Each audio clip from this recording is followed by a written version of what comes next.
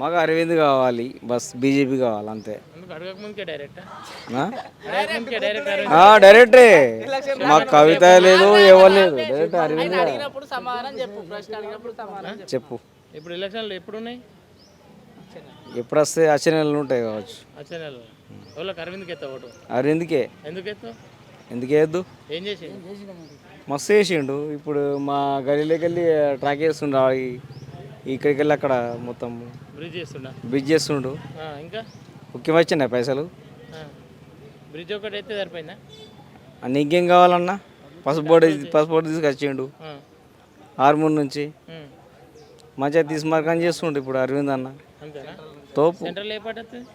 సెంట్రల్లో బీజేపీ ఉండాలా. బీజేపీ పక్క బీజేపీ. కాంగ్రెస్ రాదు, వస్తా అంటారు, రానియరు. రానియరు. రానియరు అన్న. అంతేనా? సరే, మరి ఇప్పుడు తెలంగాణలో కాంగ్రెస్ వచ్చింది కదా మొన్న, కాంగ్రెస్కి వెళ్తా అంటారు. కాంగ్రెస్ గెలుస్తుంది, గెలనీయమన్న. గెలనియరు. మా దగ్గర మొత్తం బీజేపీ ఉన్నది ఈ ఏరియాలో మొత్తం. ఏమైనా వేస్తారా అడ్డం?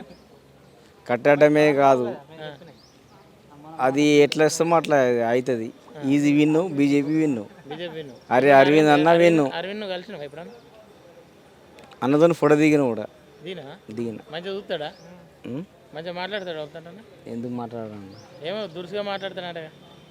అంతకుముందు ఎంపీ మంచిగా చేసిందంటే ఈయనకంటే. అన్న మంచోడే.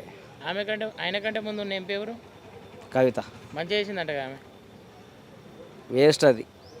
బాగా డెవలప్ చేసిందంటే ఈ రోడ్ ఆమె శాంక్షన్ చేసింది. వేస్ట్ కదా? కవిత వేస్ట్. కవిత వేస్ట్. వేస్ట్. మరి జీవన్ రెడ్డి కూడా బలంగానే ఉన్నట్టు కదా ఈ ఏరియాలో. అదన్న, మాకు అరవింద్ అన్న కావాలి. అరవింద్ అన్న బస్ పక్క. పక్క. ఓకే.